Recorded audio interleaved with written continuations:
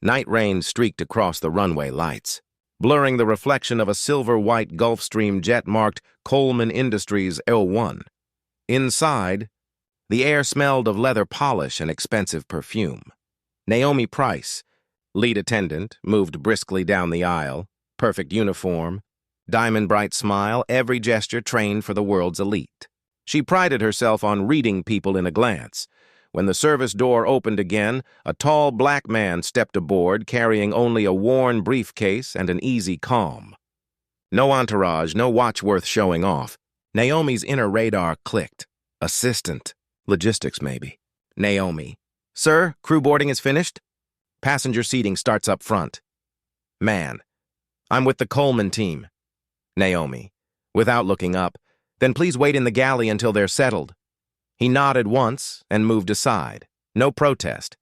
Just quiet eyes taking everything in. Moments later, the other executives swept in. Loud laughter. Designer coats, the smell of whiskey cologne. They called out greetings to Naomi by name. She served champagne, checking her list twice. The quiet man still stood politely near the back. Naomi. Sir, if you don't mind, storage is limited. Could you place that bag under the crew seat? Man. It contains company files. Naomi, sighing. Then I'll keep it safe up front. The others chuckled. One whispered loud enough for all to hear, Guess the maintenance guy wanted a business class ride. A flicker of discomfort crossed his face, but he let it go. 10 minutes later, the passengers lounged with crystal glasses. Naomi floated past, refilling everyone, except him. Man. Could I get some water, please? Naomi. Sir, this isn't a commercial flight. We serve by manifest order. Man. Then you should check it again. She frowned, turned, and poured the water without apology. When she handed it to him, a drop splashed onto her glove. Her patience snapped. Naomi. You might want to sit at the back. The front row is reserved for executives. Man quietly. I know. That's why I booked it, her brow lifted. The others laughed again, assuming a joke. The captain's voice came over the intercom. Awaiting final clearance, Mr. Cole. Naomi froze. Mr. Cole? The quiet man glanced toward the cockpit, started forward to check something on the instrument screen. Naomi stepped in front of him. Naomi. Sir, passengers are not permitted past this line. Man.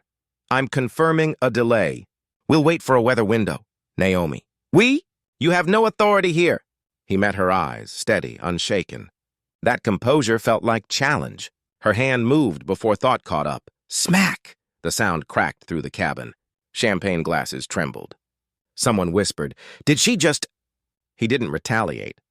He simply looked at her, slow and sad, then turned to the cockpit. Pilot. Yes, Mr. Cole? Man. Hold for 10 minutes. Pilot. Understood, Mr. Cole. Naomi's pulse spiked. Mr. Cole, as in Darius Cole, the CEO? The engines hummed low. No one spoke. Darius returned, adjusted his cufflinks, and sat in the front seat she'd tried to reserve for executives.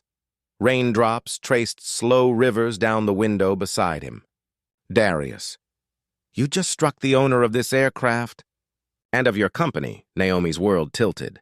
The laughter from the others died instantly. Even the cabin lights seemed to dim. Darius looked toward the cockpit.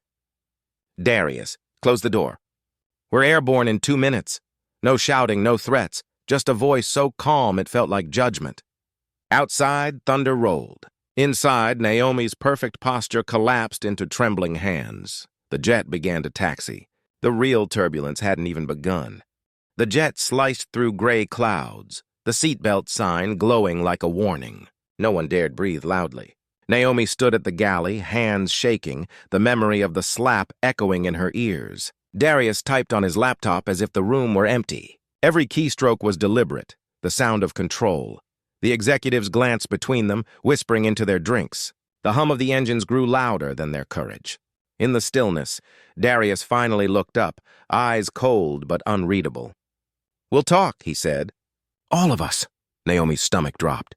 What did he mean by all of us? At 31,000 feet, Darius pressed a button on the overhead console. The cabin lights dimmed, the intercom clicked. Ladies and gentlemen, his calm voice filled the speakers. This flight will operate differently today. Consider it an evaluation. The executives stiffened. One of them, Brent, the loudest laugh earlier, forced a grin. An evaluation of what, boss? Integrity, Darius replied. He gestured toward Naomi. Start by telling me how you decide who deserves respect. No one answered. Only the engines roared outside. Naomi felt a bead of sweat roll down her neck. He reached into his briefcase and pulled out a small black device, something that looked like a camera remote. With a click, a screen near the front cabin lit up. Hidden camera footage rolled, every sneer, every insult replayed in perfect clarity. Naomi's voice echoed, "This isn't a commercial flight." The group's laughter followed, now sounding cruel in the sterile cabin air. Brent buried his face in his hands. Another exec muttered, "He recorded us." Naomi's knees weakened. She could barely breathe. Darius turned off the screen. "I wasn't testing security," he said softly. "I was testing character." He reached for his phone, opening a contact labeled Board of Directors. Naomi couldn't hold it anymore. "I thought you were just another passenger," she blurted. "I didn't mean—" Darius cut her off. "You meant everything you said until it cost you." Tears stung her eyes. "I judged you because I saw what I wanted to see." He nodded slowly. "That's the point, isn't it? People always see what fits their comfort." The jet rocked gently in turbulence. Coffee spilled onto the carpet. Naomi whispered, "Are you going to ruin my life?" "No," Darius said. "You did that the moment you stopped seeing people." He pressed send on the phone. The message flashed, "Prepare termination files." 10 minutes later, the seatbelt sign chimed again. Darius stood at the front, calm as ever. "I founded Coleman Industries to build, not to belittle," he began. "But arrogance has infected this company like rust on steel." He turned to face them all. "Every person who laughed, who looked away, or who thought position equals worth, you're done here." Naomi gasped. "You're firing all of them?" "Everyone who failed this test," he confirmed. "Including myself, if I ever forget what today feels like." He handed his phone to the co-pilot. "Land at our private terminal. I'll make the calls myself." The plane banked through sunlight breaking from the clouds, casting long rays across his face.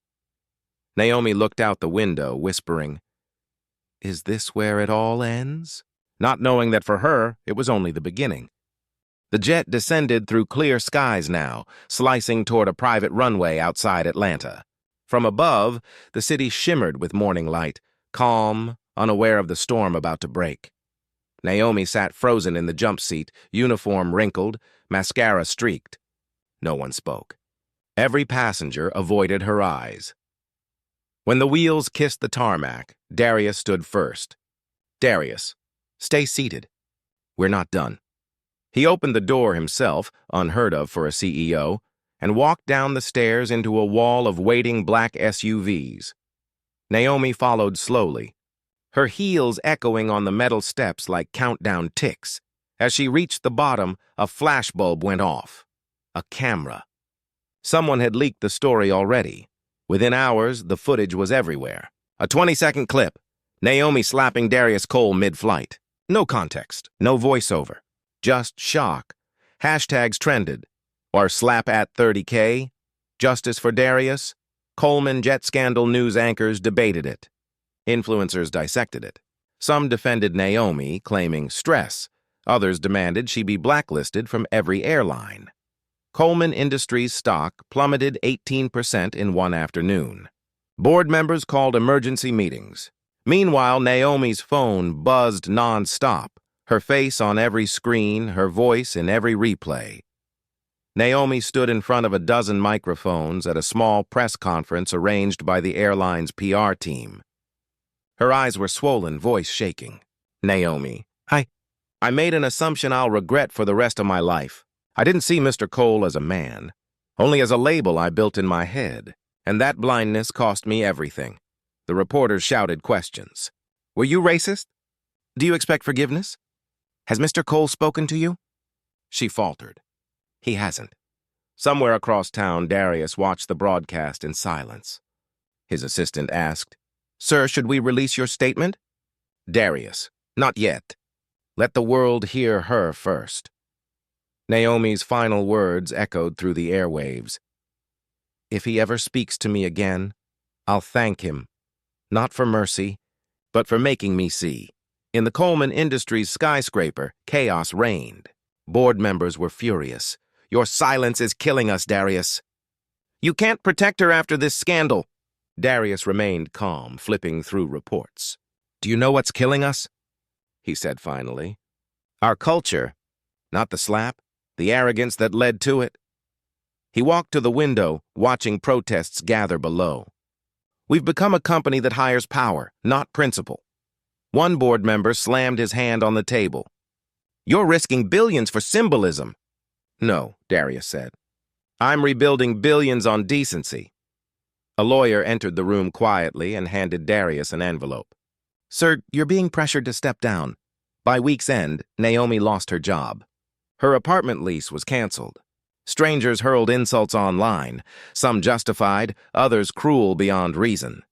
Meanwhile, Darius faced his own fire. Investors withdrew. Partners hesitated. His leadership was questioned. He walked through his office alone late one night. The city lights glimmered below like stars that no longer belonged to him. On his desk lay two photos. One, of his parents, both flight attendants who'd been refused service in the 1980s for looking out of place.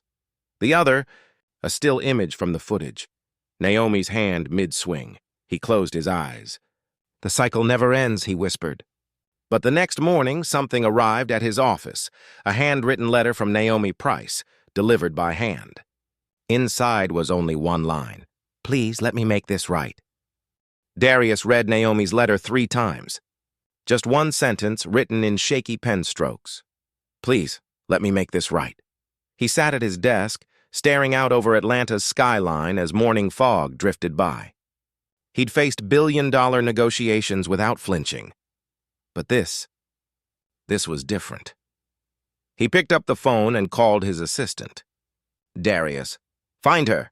Assistant. She's off the grid, sir. No social media, no address. Darius.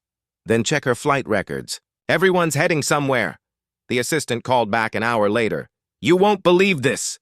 She applied to volunteer on a humanitarian air mission as a cleaner. The airstrip was rough, surrounded by jungle heat and dust.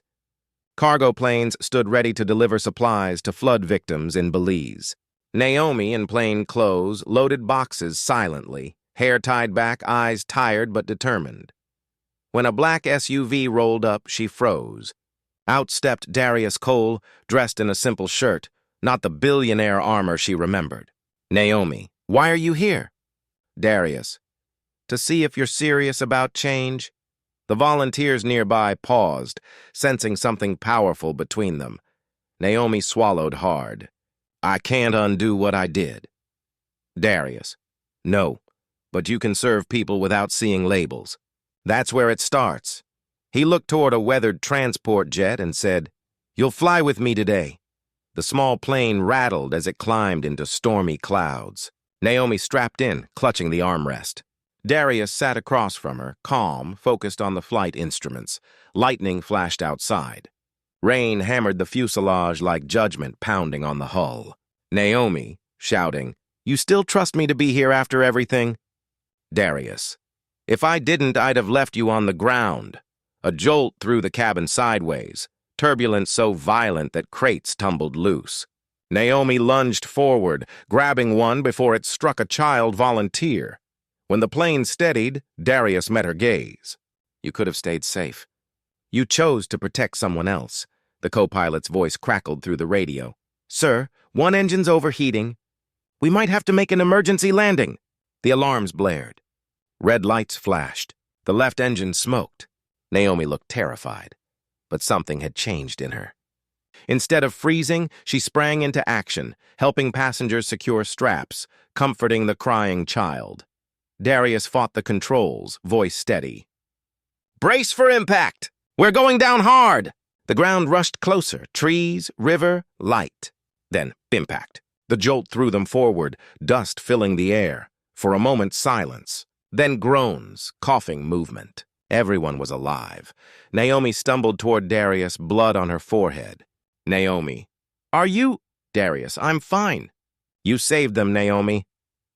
In the wreck's distance, rescue choppers approached, but one reporter was already filming the scene.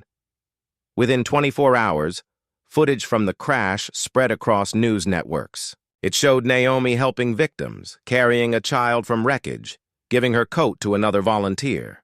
The headline read, "Former flight attendant redeems herself in Belize crash heroics." In the hospital, Darius watched the coverage from his bed. The same media that once crucified her now called her a hero. He smiled faintly. "Maybe this time," he murmured, "they saw the real person." Naomi entered quietly, arm bandaged. She stood by the window, unable to speak. Darius. "Looks like the world's finally hearing your voice." Naomi. "I don't care what they say. I only care what you think." He turned to her. Darius. "Then hear this. Redemption isn't about what you do when the world watches. It's about what you do when it's silent." Naomi's eyes filled with tears. "So what now?" Darius. "Now, we start again." He handed her a flight badge with her name engraved, next to his signature. New airline. New mission. You in? 3 months later. Atlanta's skyline glowed gold at sunrise as cameras rolled across a sleek new jet, deep navy blue, silver wings, and one bold word painted near the cockpit. Unity.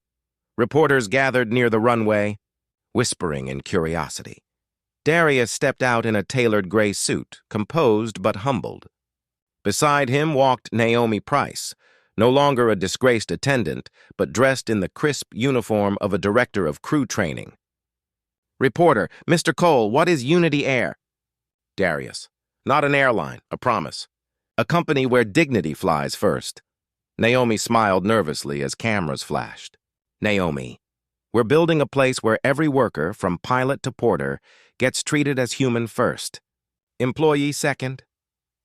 In the crowd, one familiar board member from Coleman Industries watched grimly, dialing a phone. Behind the scenes, the old Coleman board wasn't pleased. Unity's rising popularity threatened their recovery. They saw Darius's redemption as rebellion. A leaked email spread online that week. Coleman Industries to sue Unity, Air for corporate interference and IP theft. It was retaliation, pure and public. Naomi stormed into Darius's office, throwing the document on his desk. Naomi, "They're trying to destroy everything before it takes off." Darius, "Then we don't fight them in court," he said quietly. "We fight them with people." That night, he released a video that would shake the business world. The video began with no music, just Darius sitting in a hangar, behind him the Unity jet. "I've been rich. I've been humiliated. I've been forgiven. And I've learned one truth. Money builds companies, but humanity builds legacies." Clips rolled of Naomi helping flood victims, teaching new recruits, and smiling with families.